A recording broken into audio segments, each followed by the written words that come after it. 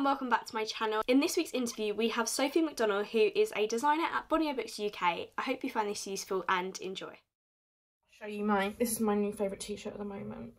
What a sad little life, Jane. Pretty epic. My name is Sophie and I am a designer and I work for Bonnier Books UK.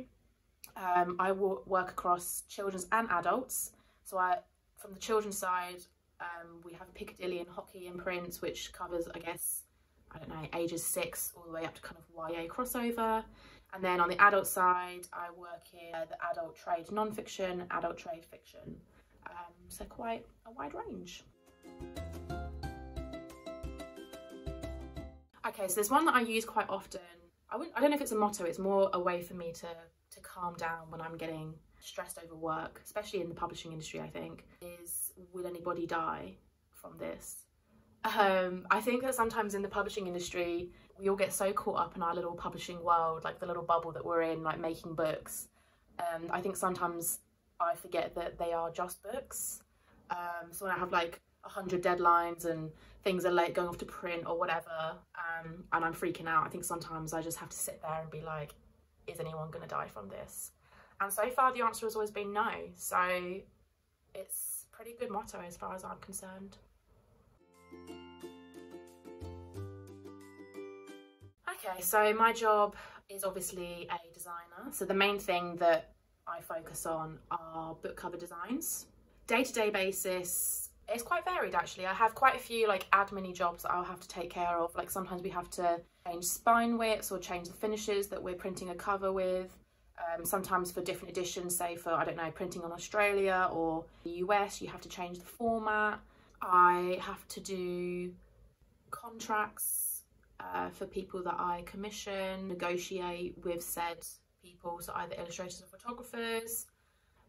Sometimes we work with marketing to help them build materials for their campaign. I have to create stickers, which is the bane of my life.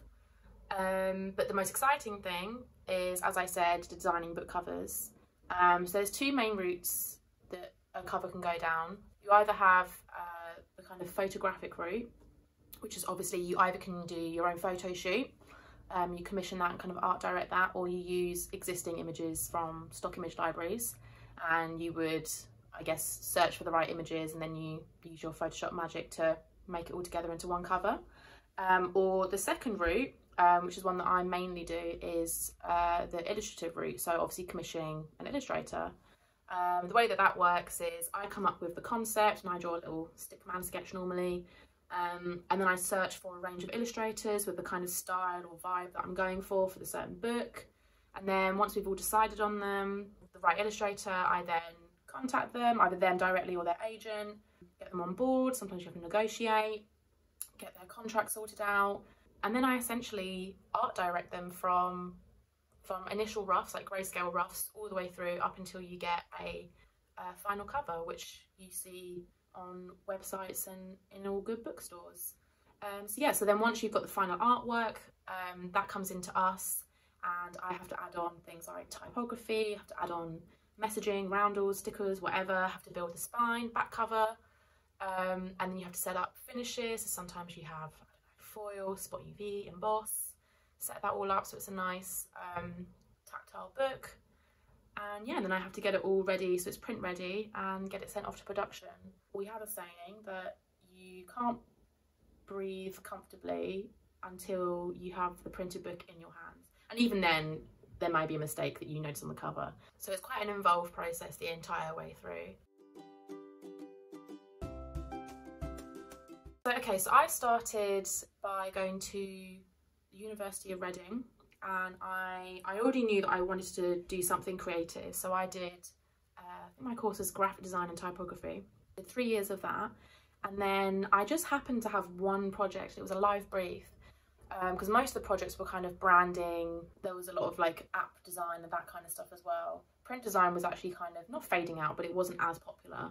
But I had this one project and it was a live brief, and it was with Oxford University Press, and they had people come in and they set a brief for these two, rejacking these two covers. So we had Pride and Prejudice and Treasure Island, and they basically just gave it to us and just said to each of us, have at it. do what you can. And I absolutely loved it. And my Pride and Prejudice cover actually got chosen all the way to the final stages. And then they decided right at the last minute that they were going to change the cover. I still got £250 though, so winning. But yeah, so I think that was the first instance where I actually realised that designing books was a legitimate career. I've always been a book nerd. I'm pretty sure the same as everyone in publishing, so it just kind of made sense. And it just kind of coincidentally happened that my university also offered an MA in book design. So once I finished my undergrad, I went on to the MA course. So I did a year's study of book design. Just before I was writing my dissertation, I started applying for jobs. I think I naively thought that I could write a dissertation and start working as a junior designer. Anyway, I applied to a couple of jobs, and then I got offered a junior design job at Bonnier Books, and I was lucky enough that they were happy to wait for me to start in September after I finished my masters. And here I am 3 years later. Straight off the bat, I'm going to say you don't need to be able to draw. I think that's a really common misconception. Not to toot my own trumpet, I can draw. But I will say, as a blanket rule for designers, all you need to have like the vision. Like, you need to be able to kind of envision what you want something to look like in the end. So even when it's in the rough stages, you can kind of see the pathway that you want, say the art or the type or whatever to take for you to get your end result. So I'd say having that vision is very important and helpful. Obviously, being creative is a useful skill to have as well. Not necessarily in you have to be painting on your weekends or whatever. I think just being interested in the creative sphere. So, I mean, for me, like, I love collecting art prints and I love watching movies and that kind of stuff. I think just having that engagement in that world is important, because you're always drawing references from things that you've watched or things that you've read, or, I don't know, a billboard that you've passed, like, on your walk to work or whatever. This is a very cliche one, but time management. Especially as you get further up the ladder, you end up juggling a lot of projects on one go, and they'll all be at various stages. All of them will have different feedback that you're receiving. So you need to be quite on it in terms of, I don't know, sending feedback to one illustrator and doing different type options for another cover. It can get quite hectic, but as long as you're on top of it, it's manageable. Another good one to have, I'd say, is probably communication, because essentially what we are doing is communicating what the book is visually. So being able to communicate your idea across in, say, like cover art meetings and stuff is very helpful. And it can seem very scary at first in the early days of cover art meetings, but the sooner you can communicate your ideas and the reasons as to why you've, I don't know, done a certain colourway or whatever, the easier it gets for you in terms of getting people to understand why you're trying to do what you're trying to do. If you're new to publishing, keep at it. I was so lucky in that Bonnier was actually the second or third publisher that I applied to. Again, it was just luck of the draw. I was in the right place at the right time. I'm a firm believer of needing luck to get into the publishing industry, especially in terms of design. It's quite niche. Obviously, I've only been at one publisher, but it's very much a case of everyone knows everyone. So yeah, persistence, keep trying. In terms of design, obviously, you normally will need to interview with a portfolio.